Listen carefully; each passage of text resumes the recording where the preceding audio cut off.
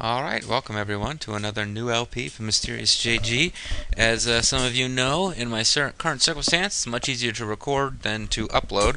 So, in an effort to not get insanely far ahead in some of the LPs that I've already got going, so you won't even be able to see what's going on, I decided to LP something else. Because LPing is my way of cutting back and relaxing and enjoying myself around here. So, what am I LPing? Well, obviously I'm LPing a NES game, as you can tell. I am LPing a game that didn't load properly. I'm LPing a game where the connectors are dirty, so your Nintendo can't read it properly. But it can't read it properly at all. It's not close enough to reading it that it kind of starts to play and then the graphics glitch. It's just giving you that blue screen. No, I'm kidding, of course. I'm LPing a game that begins with the blue screen. A certain LPer whose initials are BTV will probably already know what this game is based on that. All of you will know what this game is based on the title of the video, unless I decide to get sneaky and call it Let's Play Question, Question, Question, and then change the title later when this has been up for a while. But, yeah. First thing I want you to notice about this game is that if you got this from a rental store back in, like, the 80s, and you put it into your Nintendo, and you'd had your Nintendo long enough that it occasionally gave you this problem, you would immediately think the game wasn't even working. But let's go ahead and get to the game proper. The emulation's paused. I'm unpausing it now. Vic Tokai Inc. presents. Now this intro scene to me, I don't know. Vic Tokai didn't do, I don't think, the Wall Street Kid game, but for some reason the graphics in this sequence remind me of it a little bit. The helicopter, the style of the buildings. You're going to see a famous landmark in a minute, which all makes me think that this is the Wall Street Kid is flying off to his palatial mansion to meet with his honey bun, and they're going to have a beautiful... What? What? Top secret episode.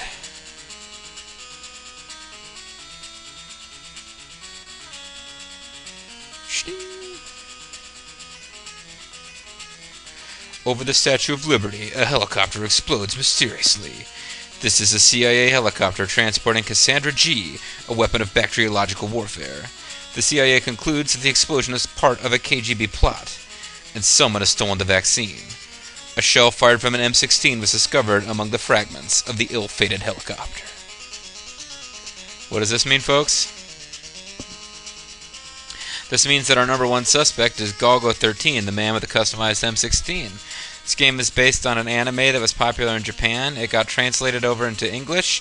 At the time, I don't think any of the kids playing this game on their NES had any idea who Golgo 13 was. And while this game has plenty of flaws, Golgo 13 is apparent from the very beginning to be an extreme badass. Act 1, The Iron Curtain. Tegel Airport. Now, if we've got a guy in a tie just kind of staring at us, no indication of what buttons we're going to press, so I'll take this moment to tell you a little bit about Golgo 13. Golgo 13 is kind of an anime James Bond. I believe he is meant to be ethnically Japanese, but he just kind of is an international man of mystery. Instead of being a secret agent working for a government, he's just kind of an assassin for hire, but he still has Bond-style adventures. I've seen 2 Golgo 13 animes, both of which I saw long after playing this game and its sequel as a kid. And I'll tell you about them later when I run out of things to say, but suffice it to say, he's kind of like a James Bond badass in that he has sex with lots of women and has like international intrigue, but he almost never talks. It's really rather strange.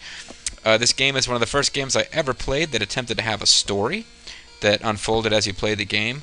For that reason, because I was a little kid and I wasn't used to games that had stories, I have this sort of fondness for this game in my heart, and this idea that the story of this game is this incredibly deep and epic story, which I doubt seriously is going to hold up as we LP it and see the story unfold in detail. But let's not jump to conclusions. Maybe the story was just as awesome as I remember it having been when I was like 8. And let's have Golgo 13 turn around.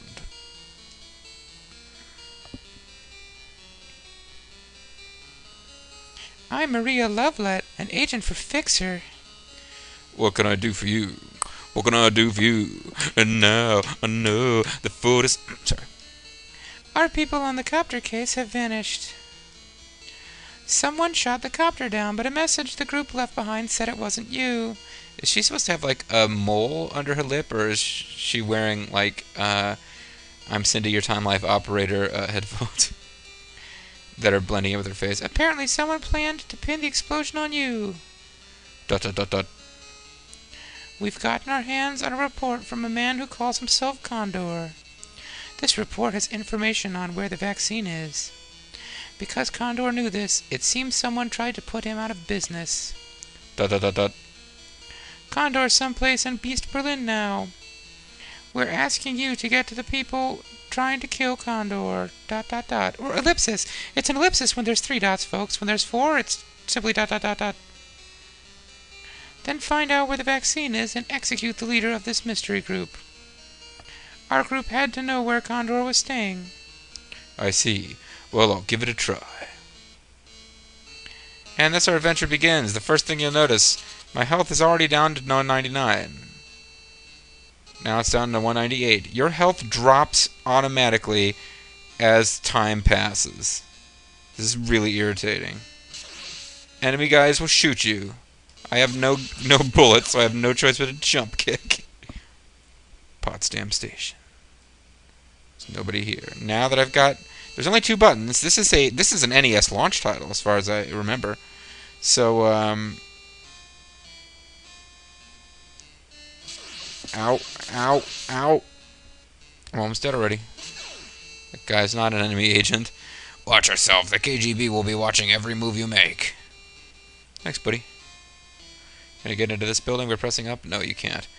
It's something cool I wanted to show you, but I did not get an opportunity, and now I'm almost dead. Hopefully we will go into a... Yes! First-person sequence, folks. These are much, much easier to avoid taking damage on than the regular game. Because all you have to do is kill the guys quickly, and as you can see, I get health and bullets for killing them. So I actually gained from this sequence. Motorcycle dudes will try to kill you. There's very little you can do about most of these enemies. I can duck. If I hit the shoot button, I stand up and shoot. The enemies can duck and shoot. I cannot. I just have to hope that they stand upright when I'm shooting forward. Now, Friedrichstrasse Station.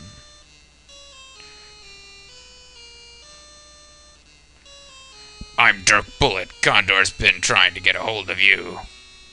When you've taken care of business, you might try the Brandenburg Gate. When you're taking care of business, every day when you're taking care... Oh, I can't do that voice without needing water, sorry. ... By the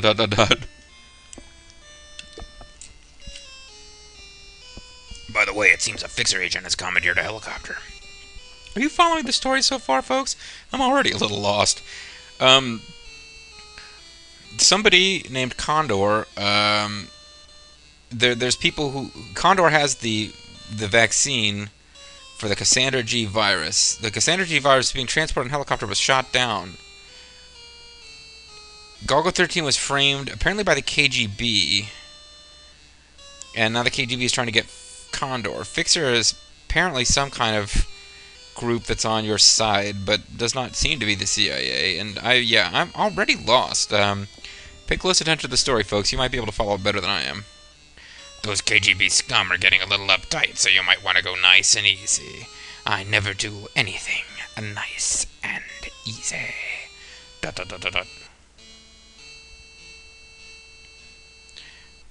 So the secret of this game is to try and avoid getting killed in the side-scrolling stages until you can get to one of the first-person stages and get your health back. And since these guys look exactly the same as the bullet-wielding guys, pretty much,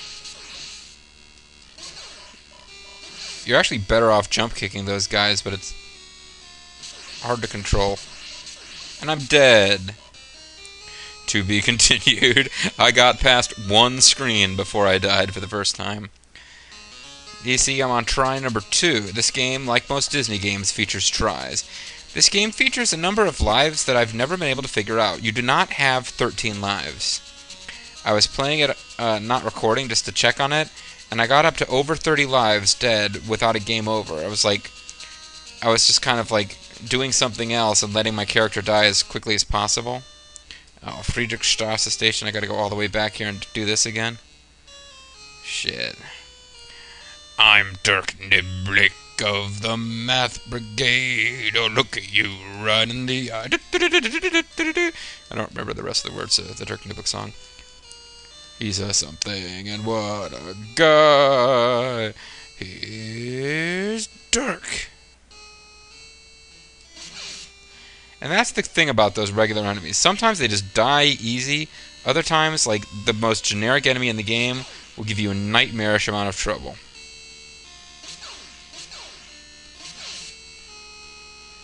And you can try Alex Hotel. I didn't realize you could come in here. Hello. All our rooms are filled at present. I'm afraid that we're not available just now. Well, that'll obviously be a plot place later, but...